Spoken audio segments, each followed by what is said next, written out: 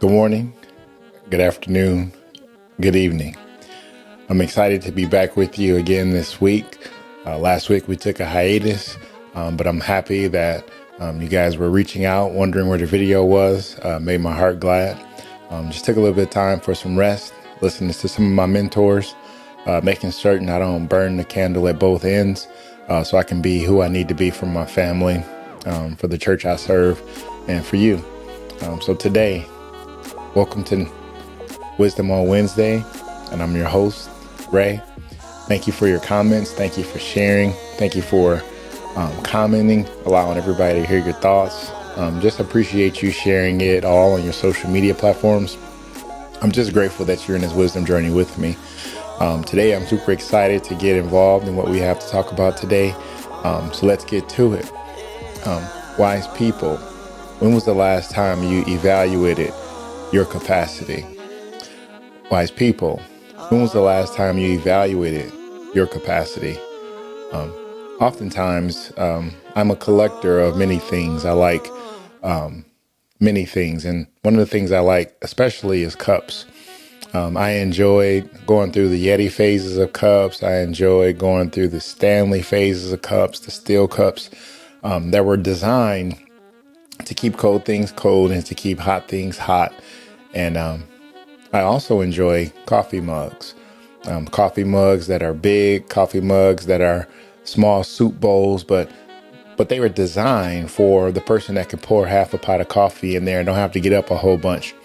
I know somebody can relate today. But the design doesn't matter. The goal of the designer is what I want to talk about today, is that as the engineers were engineering those steel cups, as those engineers were engineering those ceramic cups, they had a goal. The goal was either I'm going to sell this particular cup at a higher dollar amount because of its ability to hold particular contents warm or particular contents cold. I can sell this one more. This one is more valuable to people because a man may put some hot coffee in the steel cup early in the morning and it's still hot late in the day. A mom may put a cold drink in this cup for her child and it's still cold by lunchtime. There's value in the capacity, not necessarily how much you can put in it, but how much it can take. Can it take the temperature? Can it take the cold? And in order for these engineers to find out exactly what the capacity of this container was, is that these metals, these ceramics had to be rigorously tested. And through the testing, they found out the value of the particular material based on it passing the test or failing the test. I remember as a young man that whenever I went into the refrigerator, it was back when pop bottles were glass and the tops were aluminum. And my mother never could finish a good cold Pepsi. She would always put the Pepsi back in there with just enough to where she wanted to come in and maybe drink it at night. And she would say, "Don't you drink all of my Pepsi." There was something about the container that my mother told me not to touch that made it that much more desirable. Because she said, "Don't touch my Pepsi," now I wanted what my mother found so much pleasure in. It was something in that container that made it that much more special. It was special because it was hers. And I wanted even just to take a little bit of what gave her pleasure. So I would go in and I remember that she says, "Don't drink all of my pop." And I would peel the top off. You see, you could do that back in the day with aluminum caps because the fizz didn't come out. Nowadays, when you turn a twist cap, the fizz does what fizzing do. And it alarms all the people of wondering who's drinking my soda. So I would go into the refrigerator remembering that I couldn't drink it all. Remember, it was valuable because it was my mother's, and it was also valuable because she told me I couldn't have it. And it was valuable because I was sneaking. You know, sometimes when you're sneaking, that makes things that much more better. It makes it that much more tasty. Chocolate cake at 12 o'clock is fine, but chocolate cake at 11 p.m. tastes so much better. Back to the regular scheduled station. I would open that refrigerator and I would take that cold Pepsi out and I would drink it. And right before I finished it, I remember that she said, "Don't drink it all." So even though I drink it all the way down to the last sip, I didn't drink it all. Try my best to be disobedient and obedient at the same time. Take a note of that. That sometimes when we're told not to do something, we take it all the way up to the edge. But I want to still talk about the value of that Pepsi. You see, the Pepsi didn't have value to my mother, but it had value to it because she told her son not to drink it. And now, since I made the decision that would change the rest of my summer, that I made a costly decision that the value of that bottle, that container, became the thing that kept me from playing outside. You see, sometimes we can see the things that say do not touch. Sometimes we can see the signs that says hot, danger. Sometimes we can see the signs of married, don't engage. But many times we think that the container that we hold, our own thoughts, the container that we hold, our own decision making, the container that we are, did God really say that? That sometimes we push the envelope. Sometimes we test the boundaries, and then we have to pay the consequences. Because friends, you have to understand that every choice comes with a consequence, either positive or negative. So these containers were tested, just like we're tested every day. Tested to see how much we can take. Tested to see how obedient we can be. Tested to see how much and how flexible we can be. You see, understand that a container is only as valuable of the contents that it can hold. Can you hold what God has put inside of you? How obedient have you been to the things that God has asked you to do? Are you holding on instead of falling apart? Because when you have something put inside of you and you are not able to hold on to it, you're basically saying that I am not doing what I was made to do. You understand the potter, which is our God. I love this illustration. The potter has a design in mind while the clay is on that wheel.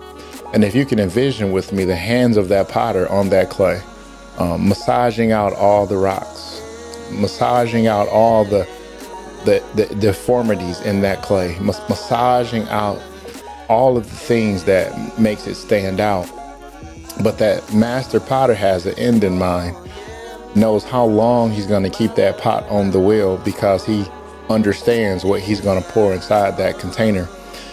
But while he's hoping that what he plans to put inside this container, here's the point of the day, that container can hold what the designer has planned to put inside of him or her. That the master potter has a plan to put something in you, but in order for him to find out if you're useful, that he has to test. He has to allow some things to happen to see if you actually believe what you say.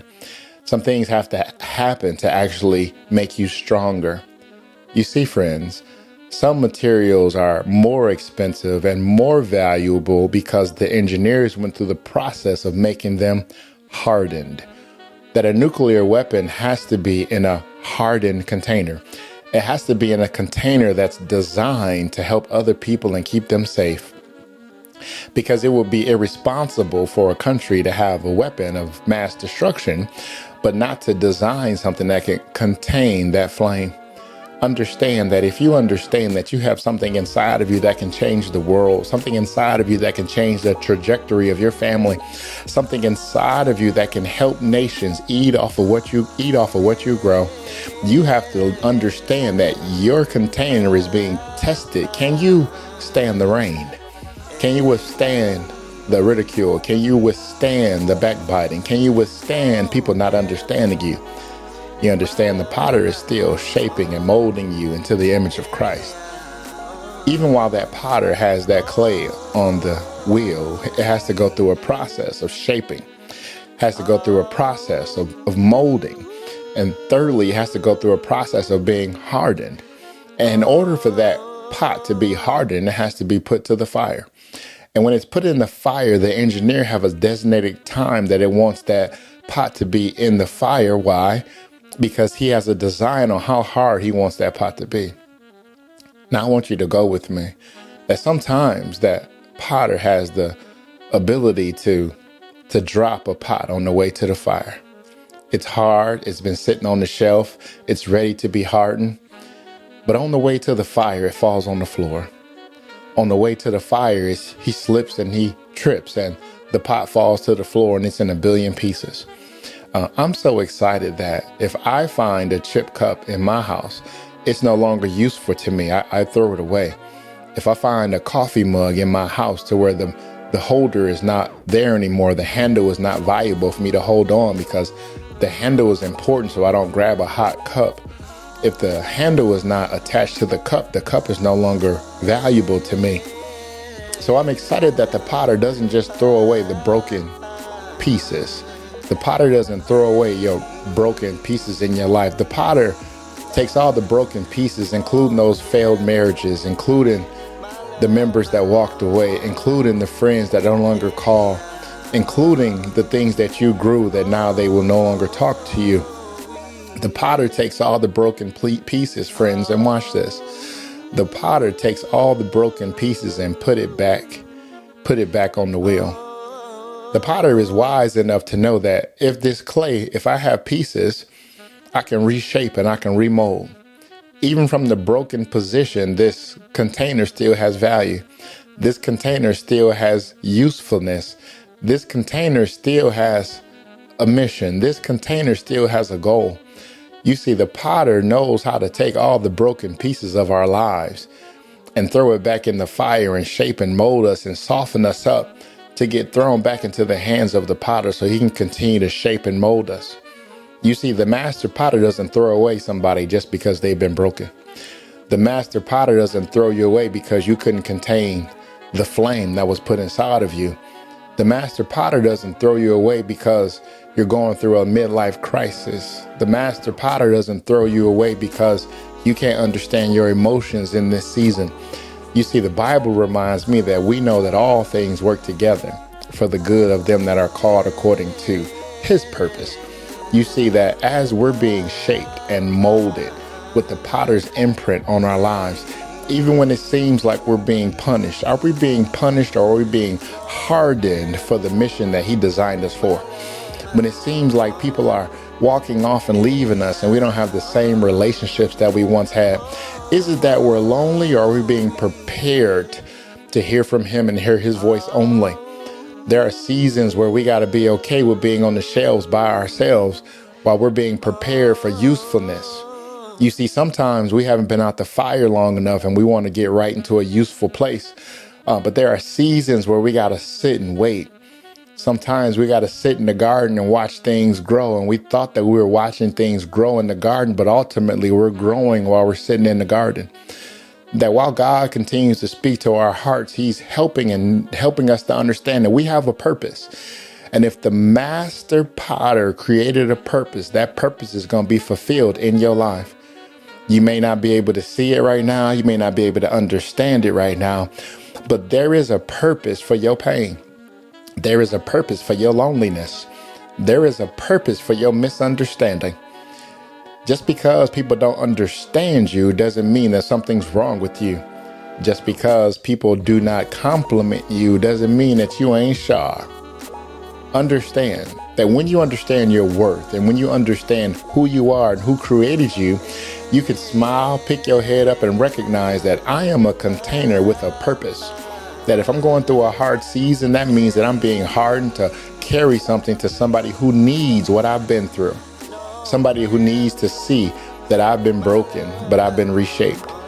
That I've been shaped, I've been molded, I've been put through the fire. But just because I've been put in the fire doesn't mean I was being punished.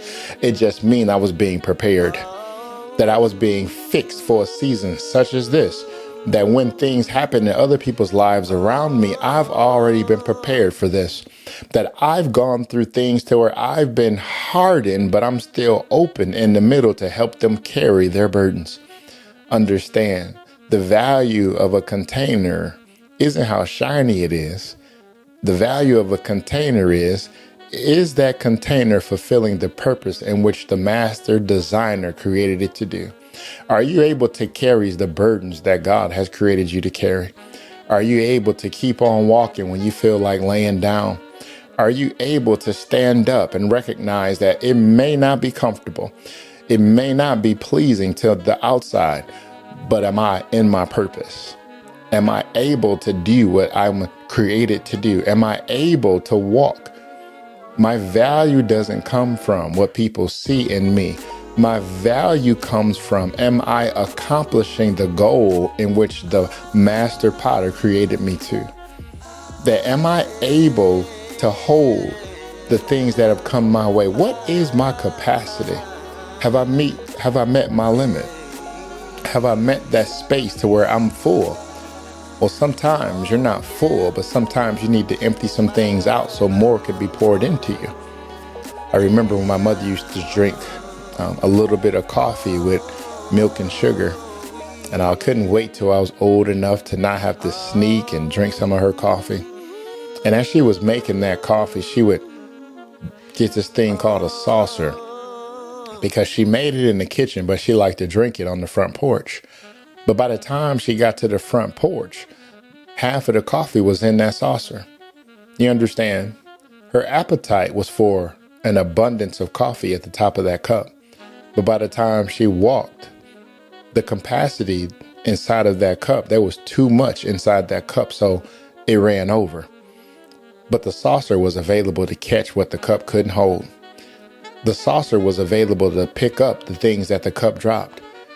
You see, friend, just because your capacity may be running over, don't forget that you have somebody who can catch what you can't hold. And when you have somebody in your life that can catch what you can't hold, you got to value that relationship. There may be some times where you feel uncomfortable, but that relationship is ordained by God. That if you have something inside of you that's just spilling over, sometimes you got to call a friend.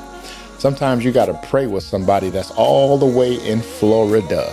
Sometimes you got to be able to wake your wife up in the middle of the night and say, I got something I've got to tell you.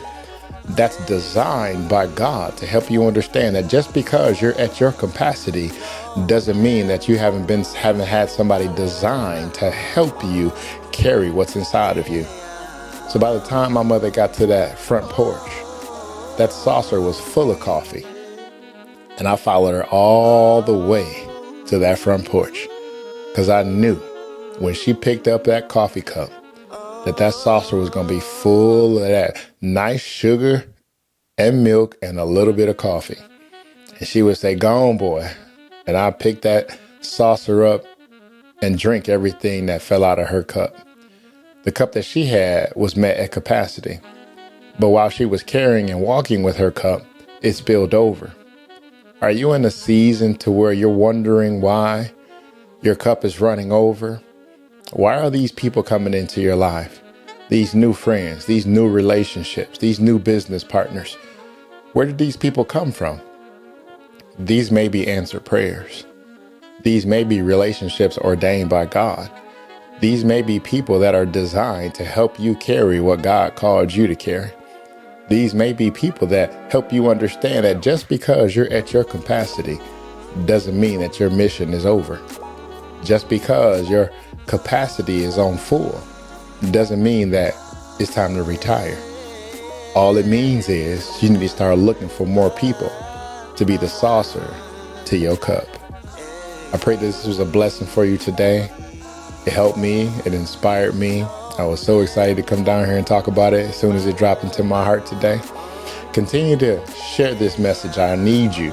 Share this message with your friends. Share this message with your enemies. Share it with people that you think would be inspired by hanging out with our new family, Wisdom on Wednesday. Remember, I'm Ray, and this is Wisdom on Wednesday. We thank God for you spending time with me. Remember, God loves you more than you could ever imagine. Take care. Have a wonderful day. God bless.